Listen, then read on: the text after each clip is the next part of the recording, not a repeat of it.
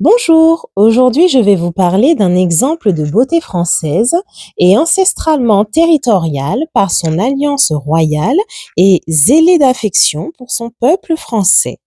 Cheveux choux aériens, cheveux châtain perlés, teint rose perlé, les yeux bleu-gris et une carrure assurée, vous devinerez que c'est la reine de France, Marie-Antoinette d'Autriche.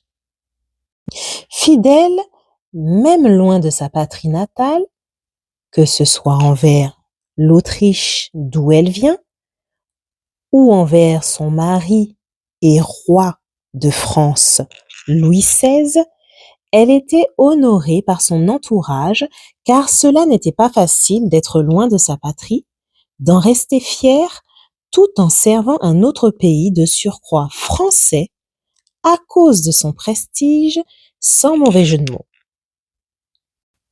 Elle n'a pas hésité à partager cela avec le peuple français de par sa prestance.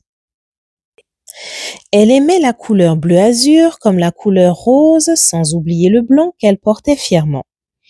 Et elle aimait également beaucoup porter des plumes. À l'époque, très peu de personnes savaient que tout cela représentait les armoiries de sa famille autrichienne, dont l'animal fétiche était l'aigle d'argent et la couleur préférée, le bleu d'azur. D'ailleurs, Marie-Antoinette avait un coiffeur particulier, Léonard Alexis Autier, qui l'aidait à aborder ses armoiries familiales de manière frivole. Les cheveux crêpés à l'avant, il lui confectionna le pouf au sentiment. Les plumes grises représentaient les aigles d'argent des armoiries de Marie-Antoinette. Les cheveux bouclés à l'arrière, il lui fabriqua sans mauvais jeu de mots la coiffe dite à la belle poule, représentant un environnement marin pour le bleu azur de ses armoiries et par la confection d'une coiffure surmontée d'un navire voilier.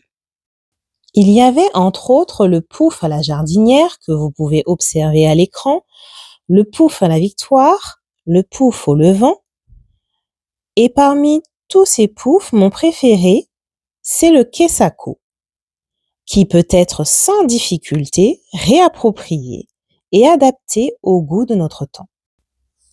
Le bonnet anglo-américain est aussi une coiffure très romantique à réhabiliter. Par ailleurs, elle a aussi adopté la coiffure, le bonnet au bouillon que vous pouvez voir à l'écran, le pouf asiatique, le bonnet à la mauresque et la coiffure à la circassienne. Pour finir, voici une parure de Marie-Antoinette d'Autriche avec une collection d'habillements modernes et galants pour l'époque. Née en 1755, elle fit faire ce portrait d'elle en avril 1774. Très belle femme que Louis XVI a épousée, vous ne trouvez pas? Il était très avisé dans ses choix. Pour ma part, que Marie-Antoinette et Louis XVI reposent en paix, car ils n'ont pas laissé à notre nation une voie de perdition, ni un héritage dérisoire. J'espère que cette vidéo de beauté féminine et historique vous aura plu ici en métropole et en Outre-mer, plus précisément en Martinique d'où je viens. Je vous souhaite une agréable journée et à bientôt!